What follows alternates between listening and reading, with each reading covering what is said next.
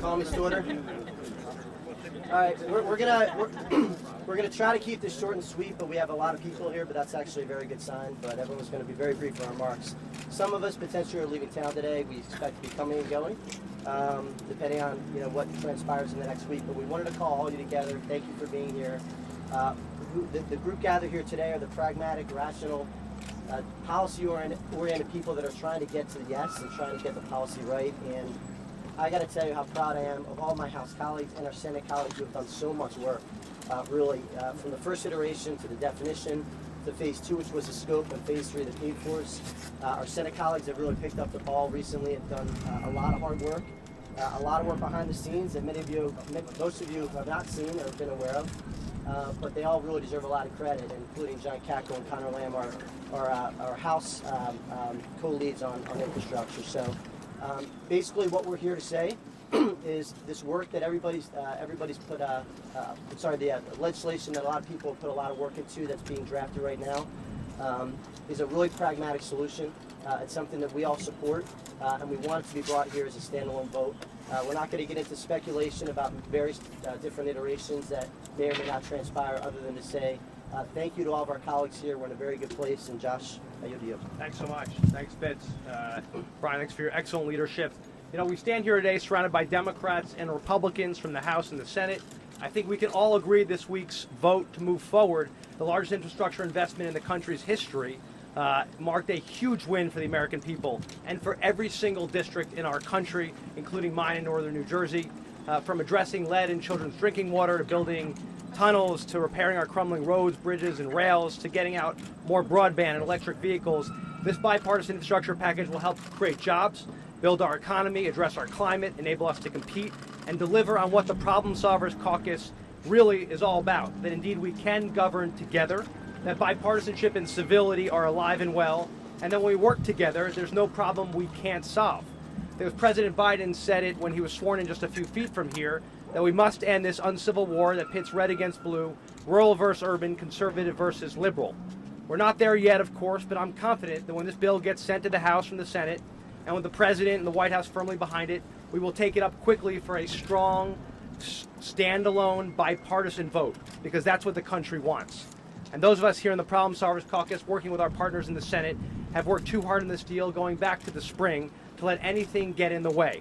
So I just really want to thank everybody here. Obviously, our co-chairman does a phenomenal job, Brian Fitzpatrick, the Problem Solvers Infrastructure Task Force led by John Cacco and Connor Lamb, and really the G20, the group of senators that are here with us today, and I just can't thank them enough. Let's just give them a big round of applause.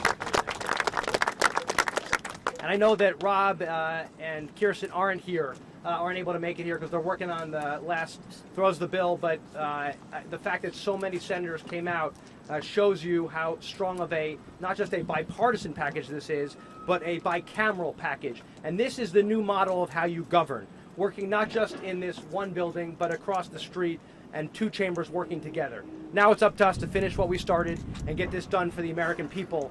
And now to hear from some of the senators who actually helped get us as far as we've gotten and have worked so closely as our partners, I'm going to turn it over to the great senator from West Virginia, Joe Manchin.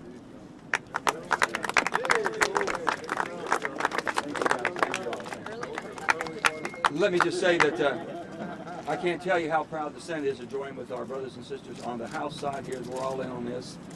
There are a few things that bring us all together. There are a few things today in a very toxic environment, political toxic environment, that bring us together.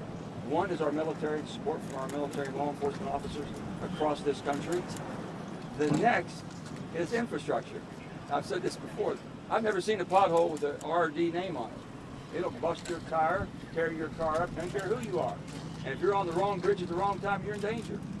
So these are things that people want. This is what America wants. When you have, think about this, when you have Chuck Schumer and you have Mitch McConnell voting for the same thing in a bill this large, there's a lot of good here, a lot of good. American people basically support this more than anything that I've seen since I've been here. Overwhelming, 80% across the board, Democrats and Republicans. We talk about getting our economy going again, keeping our economy robust and engaged. There's nothing that we have done before or nothing we will do after. They'll do as much of this for long term. 5 to 8, 10 years from now, we'll still be bearing the fruits from this. That's what's important. And let me tell you one thing. The Senate wouldn't be where it is today if it hadn't been for the problem solvers and everything, all of our support that we've received from them. When we knew the problem solvers says, fine, we're agreeing with you. They worked with us and looked at the language and back and forth we would go. And then they said, we're willing to support it. And they come out and support, made all the difference in the world. I'm happy to be here with my colleagues, and I have with us John Tester from the great state of Montana. We have Lisa Murkowski from the wonderful wild in Alaska. We have Bill Cassidy from the Cajun country. We've got John Hickenlooper from the Colorado Highlands. So this is a few of us who work together, but we've come together, 22 of us, have been working back and forth. 11 Ds, 11 Rs, and that's how you build relationships, that's how you build bipartisanship. This is what the bipartisan group of problem solvers have been doing for an awful long time. I'm proud to be part of them, I'm proud to be here to support them, and they've been supporting us all. We're all in this together. So with that, Thank you so much. we'll give it back to Josh. Yes, Joe. Good job, Joe. And I want to bring up Senator Cassidy from Louisiana, who has been with us from day one on this, has put in so much work in on nights, weekends, early mornings. Bill, thanks for being there for us and being here today.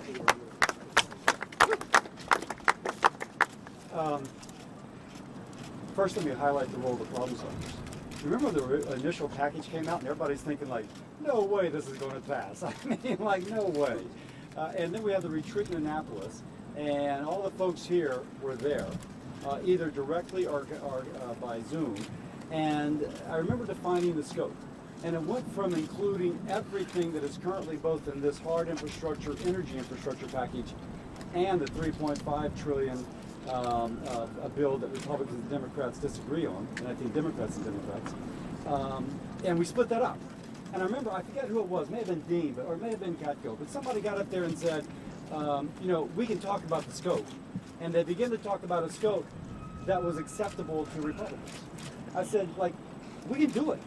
You know, at that point, I said, we actually have common ground. And then Josh and I and Fitz began to talk afterwards, okay, what would those numbers look like? And I think it's also important to say that because initially our effort was independent of the other senators' efforts. But when the president called and said, Bill, what I've been negotiating with so far does not have an energy and resiliency section. That's what we have been working on. He said, if that gets in there with this dollar amount, I think we can pass it. And so both in the retreat and the fact that we initially had something which was not included but was essential for the president and so gave us a running start for addressing that, it made possible the success we have. And one more thing about problem solvers, there was a point, Lisa Murkowski's great at this, but at some point when you guys and gals came out and said, we're for this, and we realized that we had a bicameral strategy, and Lisa would speak about that, and Rob in our Republican lunch, that was just wind in the sail. Oh my gosh, you may think we're becoming becalmed. No, that's not true. We're moving forward, and we were moving forward because of them. And so I just thank you all for doing that. It hadn't passed yet. Let's just say that right now. Until it passes, we're not spiky. But I can say that if what we vote on looks like what we've agreed upon, it will pass. And that's good news, and it is because of this group. So with that, I will turn it over to John Tester.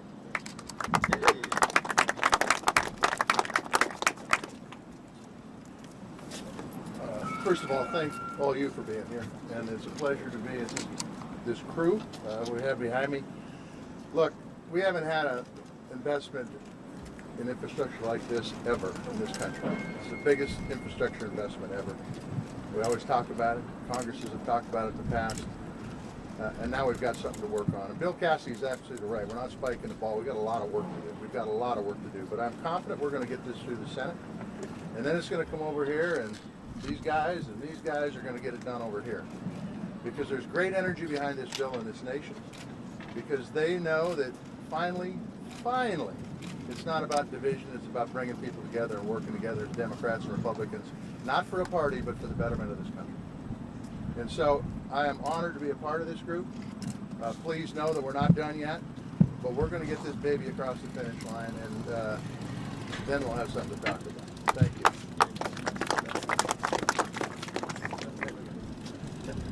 Senator Lisa Murkowski from Alaska.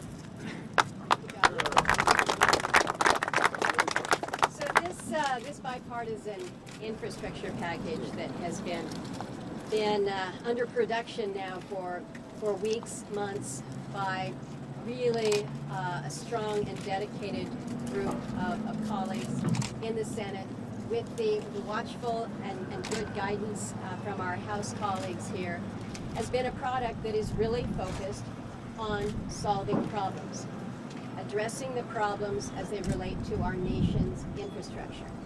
So it's about problem solving, but it's about outcomes. Can we just stipulate that we are sick and tired of sending messages that just send a message but that don't fix Joe Manchin's pothole? Let's fix it. And so that's what we're doing. We're working on outcomes that the American people want. They want to know that we're going to be able to deliver something.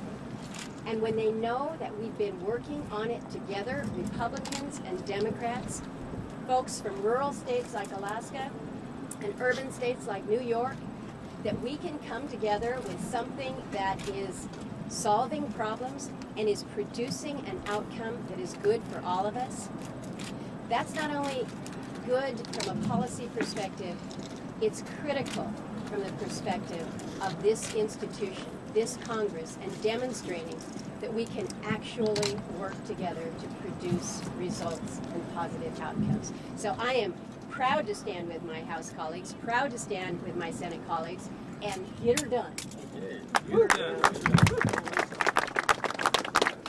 Senator Hickenlooper from Great State, Colorado. I'm not sure what more I can add except to amplify the appreciation for the problem solvers and all the work they put into creating the alignment that is going to get this across the finish line. We've all been watching the Olympics. Getting to the finish line isn't good enough. We've got to get it across. And it's not just about the largest infrastructure bill in the history of the country and the jobs it'll create and the future jobs it'll create. It's also showing the rest of the world that our American democracy still works. And China and a number of other countries are trying to diminish the successes that we can have in this form of government. And this is a loud, clear call that democracy works. And I appreciate the problem solvers and all the senators, Republicans and Democrats, who have put in the countless hours. I mean, to a certain extent, it is just work. I mean, it's magic. But like magic, you don't want to look too closely at what's going on between the fingers or you'll lose the magic. But it is a function of hard work. And my hat's off to everybody involved for having put in the effort. Excellent. All right, Fred Upton from the great state of Michigan. Where are you, Fred? Hey. I dare say that this is why all of us are here, solving problems. This is why we ran. We know what the problems are. And in an era of divided government, the only way you're going to get something done is by working together. I want to compliment both Josh and Brian. We have a trust among ourselves. I want to compliment our governors. They sat down with us early as well, back in April. Governor Hogan opened up his offices in Annapolis, and together, governors, House and Senate members, obviously Republicans and Democrats, sat together for a couple days to outline exactly where we got to go, laid out the map, and this is it. So let's get it done, let's get it through the Senate, and bring it back, have us come back after they finish, and have a big yes vote to get it done. Thank you.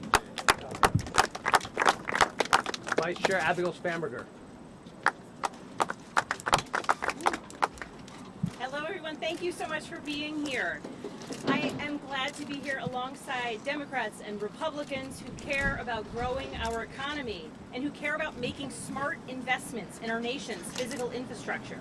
As I travel across Central Virginia, I hear common priorities: rebuilding from the pandemic, keeping Virginia's economy strong, and creating new jobs. It doesn't matter where people fall across the ideological spectrum. This is a shared priority in this moment of economic recovery. And it doesn't matter if they're a family, a small business, or a local elected official. The state of our roads, our bridges, our broadband internet, and our electrical grid remain a major concern.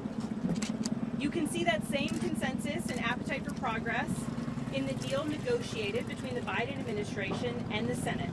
And you can see it here today as both Republicans and Democratic members of the House and our colleagues from the Senate talk about and speak in support of this deal that will move through the Senate and ultimately expeditiously come for a vote here on the House side. These investments are an economic imperative. According to the American Society of Civil Engineers, failing to act on infrastructure could cost the average American family more than $3,000 a year. And over the next 2 decades, our economy could lose $10 trillion in GDP and lose more than $23 trillion in business productivity if we don't step up our game. Now, like many things in Washington, there's been a lot of starting and stopping, and more stopping, when it comes to this deal, but I am optimistic about this infrastructure package. I'm optimistic about getting this legislation to President Biden's desk. Infrastructure lays the groundwork, in some ways quite literally, for unifying the American people. I thank you all for being here, and I look forward to this bill getting to the House floor as soon as possible. All right, next up, another member of our leadership team, Dusty Johnson. Dusty, there you go. Well, this bill is going to come over to the House side, and I don't want to press my luck. I'm not asking Speaker Pelosi today to support the bill. I'm asking for something a lot more basic than that. I'm asking to give us a vote. Let us vote. Day in and day out, Washington, D.C. is filled with gamesmanship, brinksmanship, partisanship. But what keeps this country moving is that occasionally, just occasionally, those tricks and those games fade enough for the real work and the legislative breakthroughs to happen. I'm not here to debate the merits of the bill. Instead, the message is just to the Speaker. Madam Speaker, we all know that you can single-handedly stop this bill.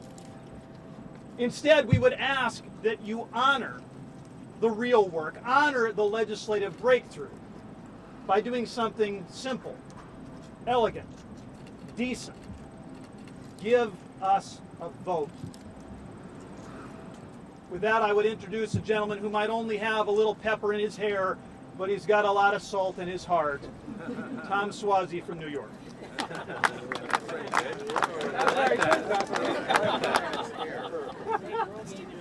You know, this is what the American people are hungering for. This is a very big day, very big week for infrastructure week, right? But it's even bigger, I believe, for giving the American people what they want. They want to see their government work. They want to see Democrats and Republicans get beyond the petty political partisanship and work together to accomplish things.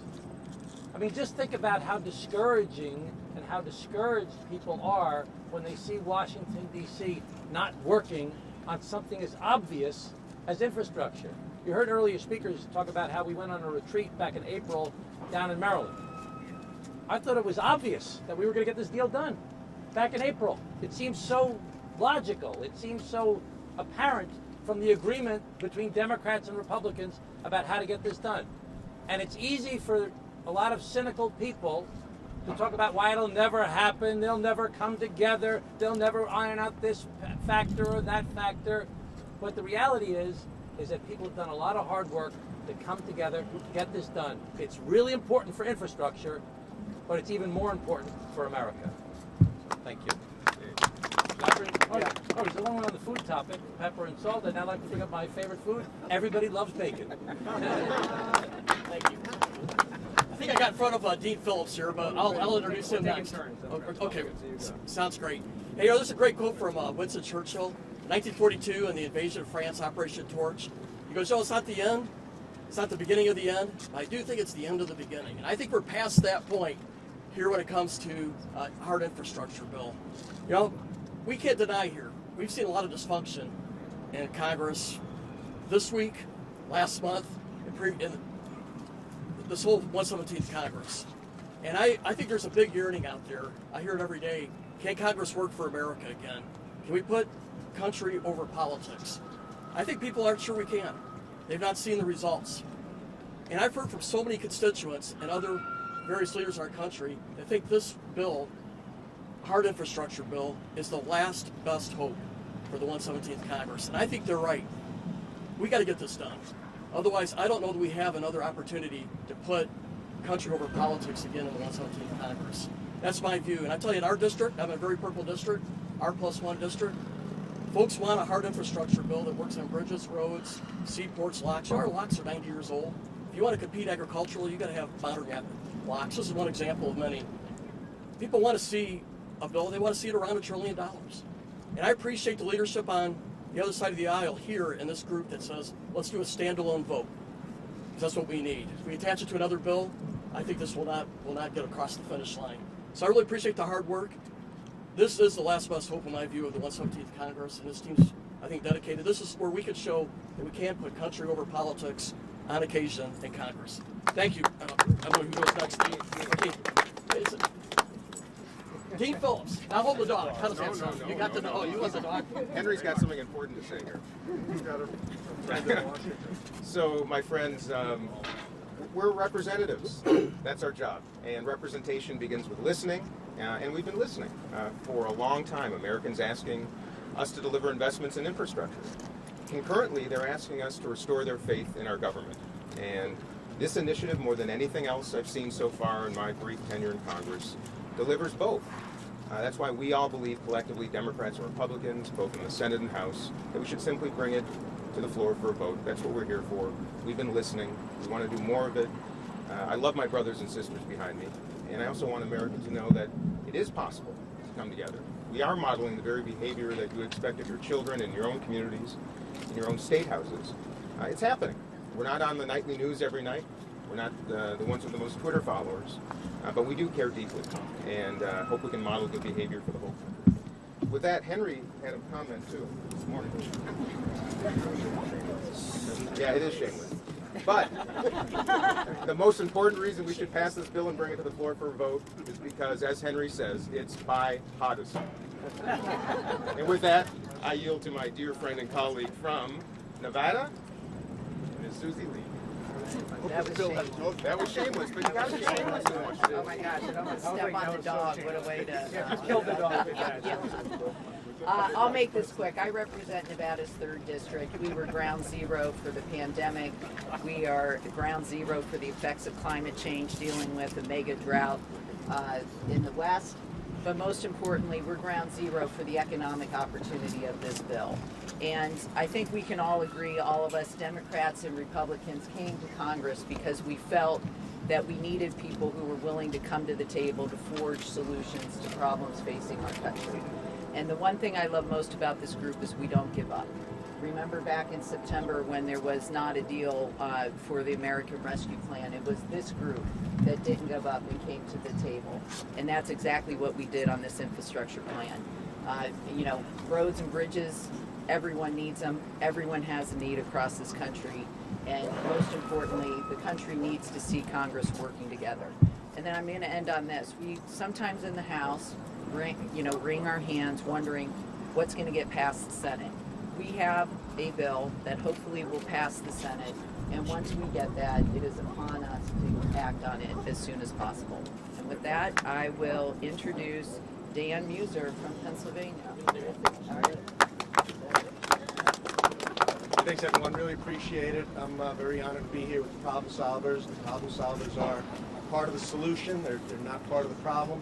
You know, some people will call this bill a great bill. Some people will call it a good bill. But in Problem Solvers, we don't make good the enemy of great. And as well, that's why it's going to get done, and that's why we're behind it. It's a responsible bill, right? It's got all the pay-fors. It has some creative financing in it.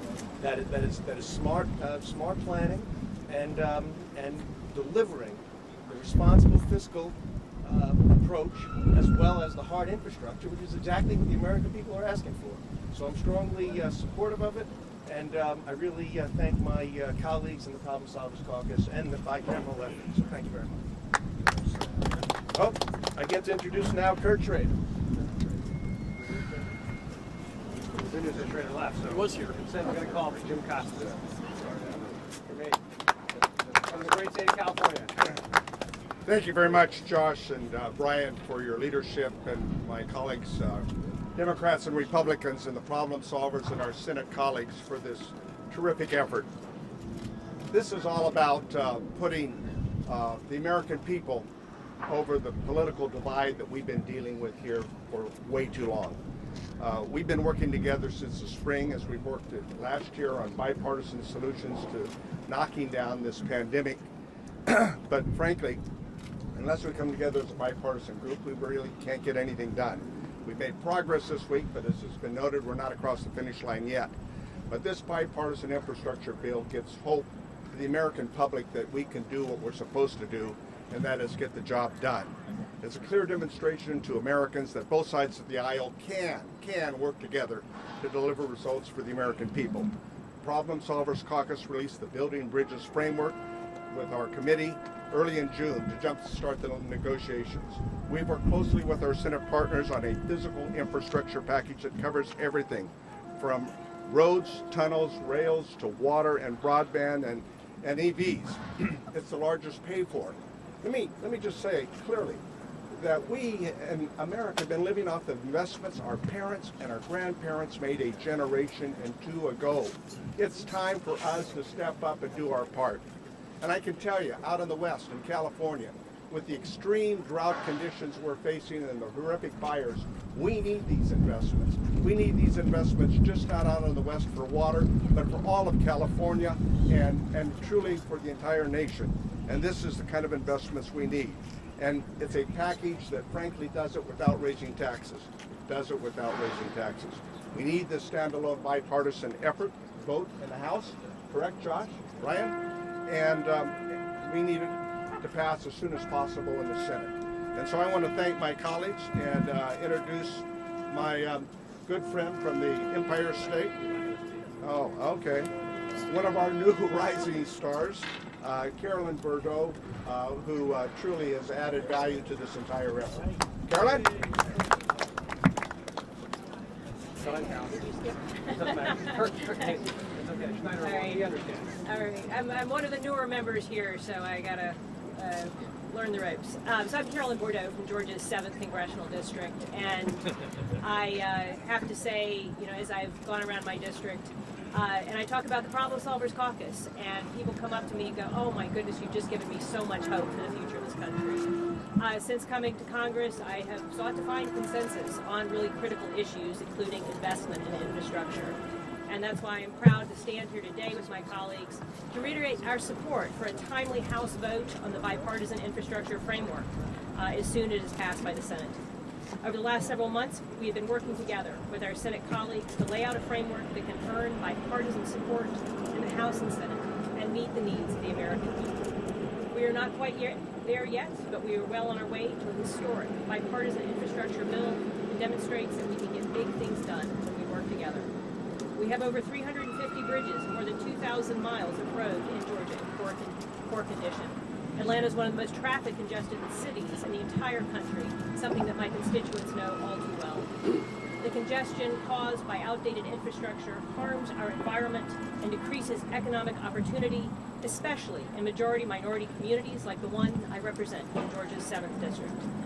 Investing in our infrastructure is an opportunity for us for a vote on the floor on this very, very important bill.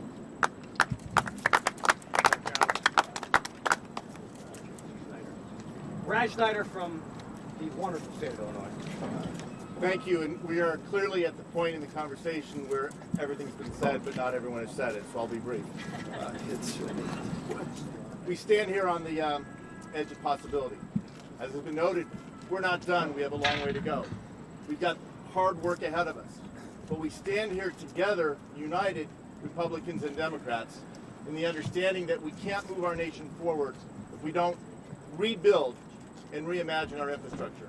And we can't have success if we don't do it together as one country, two parties standing shoulder to shoulder.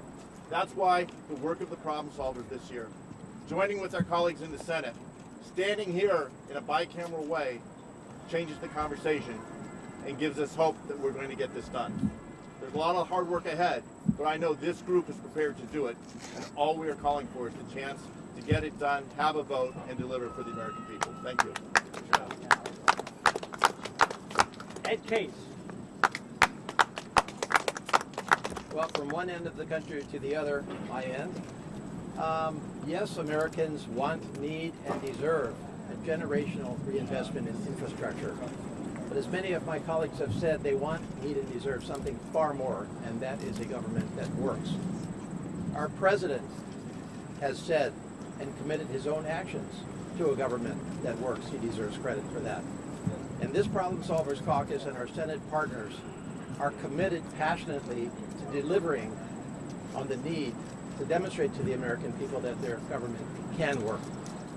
We believe the Senate can and will pass this bipartisan infrastructure bill and give it to the House. And when it is over on our side in the House, our basic commitment is to not muck it up. Because a breath of fresh air has blown through this Capitol, and there's a faint perception of some hope out there in the American people that this government can work. And the best we can do is deliver on that hope and promise, and the worst we can do is to dash those hopes. So we're looking forward to getting it over the finish line. Excellent. From the great state of Michigan, Hallie Stevens. Thank you. Let me just say real quick, as a representative for Michigan, what an honor it was to stand here with my colleagues from the other side of the chamber, senators who are coming together to solve this problem alongside my colleagues in the House. See, we solve the problems of today to win the opportunities of tomorrow. And in Michigan, this is all over the place with our electric vehicle sector craving and earning these investments that we are going to make in the EV infrastructure. 4 major storms in the last month alone that have swept through southeastern Michigan. The time is now to come together to get this done and to deliver not only for Michiganders but for the American people. And so I want to thank my colleagues and join you in saying let's continue to get this done. And with that, I'll bring up my colleague Victoria. Thank you very much, Hallie. I want you to take a moment and take a deep breath. This is a magical moment, not because we Democrats and Republicans are working together, but because you, the press, are covering the event. We're not yelling at each other, and you're here because we made some news. You know, my constituents sent me to Washington to fix their problems, to fix the potholes, to make their lives just a little bit better. And they said, good work. Go work with whoever wants to work with you. Democrats, Republicans, just fix it. We're going to fix the potholes, new bridges, green cars, more water for Californians to drink and to grow our crops. That's what government is about. Thank you very much for being here. And thank my colleagues for seeing beyond partisanship to do what's good for America. Thank you. Bring it on home from the great state of Jersey, Tom Malinowski. Thank you, Josh. Don't worry, I'm the last speaker. So no compromise is perfect. This one absolutely meets my test.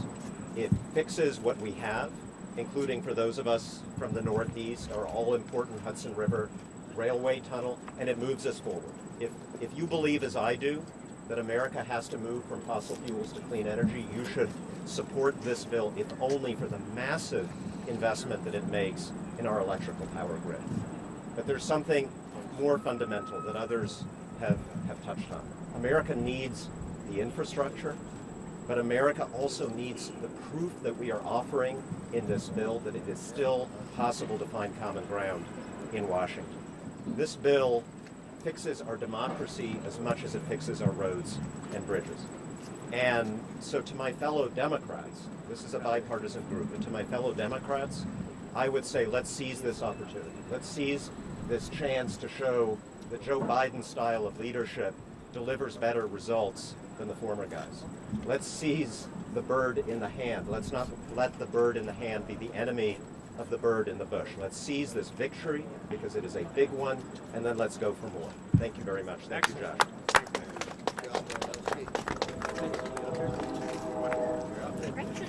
I don't know if anyone's left, but there's one question. Thank you very much. I'm just wondering, there's been talk within the House Progressive Caucus about potentially holding up your bill and just it's not tied to the reconciliation bill. And obviously with 100 votes, that's a big block. So what's your strategy for trying to overcome that? And we've been talking about this consistently. Our job is first we got to get it out of the Senate, then we'll get it here, and then there's a thousand permutations of how this could go. I think the bottom line, what we've been saying, is when it gets here, we should have a standalone vote. And I think that you can see how popular this is across the country, this bipartisan infrastructure package, and how much momentum is building for it. And I'm optimistic that when it gets here, we'll vote on it. Do you guys have any update on timing in terms of when this might, when process in the Senate is picking up, and then when they could send it over here? I know they're working on it today. We don't, other than, every day is a day they're moving forward. I don't want to try to get ahead. And, Josh and I and our whole caucus, we've been very, very careful not to. In fact, we waited until today to have a press conference since, potentially we're leaving town today. And we wanted to make sure we addressed you on that. We didn't want to get in the way of what they were doing. Some really, really hard, really important work, much of it behind closed doors negotiating. To answer your question, timing, we really don't. We're hopeful that sometime next week will be the big breakthrough.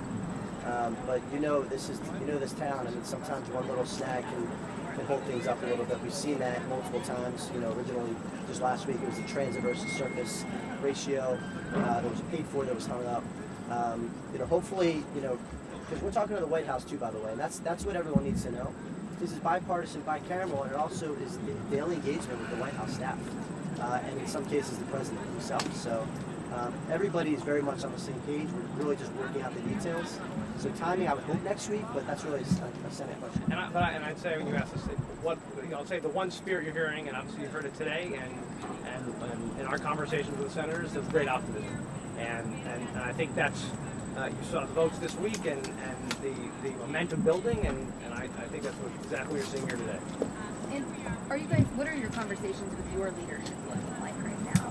Is Speaker Pelosi engaging with you all on this?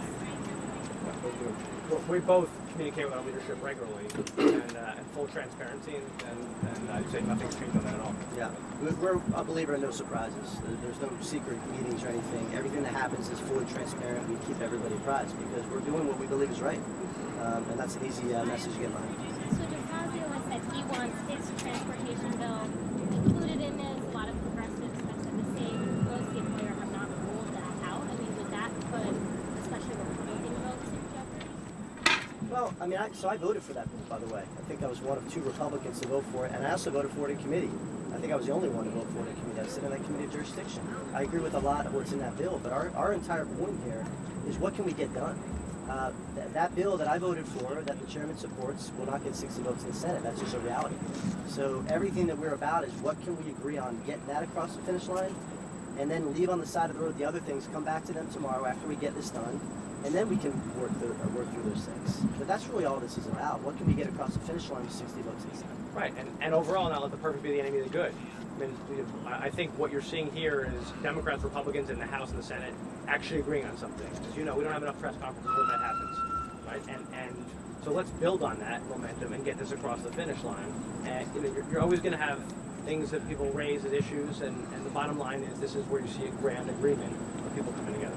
Just to clarify, are all Republicans in the Problem Solvers Caucus planning on voting on the bill as is, or like when you guys are endorsing? Yes, yeah, so what we've endorsed our package, and then there was a Senate framework, and we endorsed that. Now we're going to find the actual text. So to answer that question, we'd have to go through another endorsement process. We haven't seen the text. We know what the framework is, and it shouldn't change a whole lot. So, we can kind of predict what would happen from there, but I don't want to speak too soon on behalf of my colleagues when we haven't formally put this specific text in front of them. I'd say one thing, on the framework side, we were 1.2, they were 1.2, and what you heard today is how closely we've been working together in the House and the Senate. I think our Senate colleagues talked about it today, how it's been a great joint collaborative effort, and I think that's part of what we want to stress today is this model of actually 2 houses working together. Again, it's unusual to see the House and the Senate coming together, and we were grateful that our Senate colleagues came over here. It was very nice of them. But this idea is that we have a strong collaborative relationship, and that's going to help get this done. If Speaker Pelosi does hold up the bipartisan infrastructure bill until a reconciliation bill comes over for the Senate, can you see people who might have otherwise voted for that bipartisan bill deciding to vote against it if it seems like she's moving the 2 bills at the same time? That's really a member by member question. I can tell you, I can only answer for myself. Josh can answer for himself. And if we endorse a package, then we can speak on behalf of the caucus. For me, I'm going to take every single item, every single legislative item on the floor on its own merits. I'm not going to view it through the lens of something that came before or after it. Every single item needs to be decided up or down on its own merits. It's either a smart solution to fix a problem or it's not. And that's been my approach, and I'm sure Josh feels the same way. I agree completely with Brian's perspective on that. Has Senator Sinema been working with you at all or giving you advice about building a coalition on your side? Senator Sinema is part of the coalition we've been working very closely with, and Senator Portman all along, each step of the way. Some communication with her early this morning, and you know, they're still hard at work, as you know, and we'll continue to work closely with them. But the whole group of the G20 is someone we meet with regularly as a caucus and talk to regularly, and have been throughout this process on building this infrastructure product. And they've both been outstanding. So Representative Cheryl is talking about salt bagels, focusing on the salt issue. Can you guys, well, I guess this might be just a question for you, Congressman, about can you guarantee that issue is going to be included in reconciliation? Or have you been given assurances that it will be fixed in that bill? Well, this is less problem solver, but I'll answer as Josh from Jersey. What I had said consistently, as we've talked about, is that if the package ultimately, if any package comes before the House where there are changes to the tax code that affect families, and if SALT is not included and reinstated, then I can't support that package. I think leadership knows where many of us stand. As I co-chair the SALT caucus as well as Tom Swazi, we've been pretty clear about where we stand on SALT, having to be part of any reconciliation package. Of course, there's other considerations. You know, what would the overall impact be on taxes and rates in my state? I'm sure other members will feel the same way. But obviously, I support Mikey in handing out salt. First of all, I hope they're Jersey bagels. I hope they're gluten-free. Mikey, are those Jersey bagels? I wish that, but get over here and get a salt bagel. I want a salt bagel. I'm going to eat the salt right off the bagel. Thank you, Mikey, for getting me out of here. We're going to do one more question. Anyone else? No. Good. Thanks, guys. Thank you so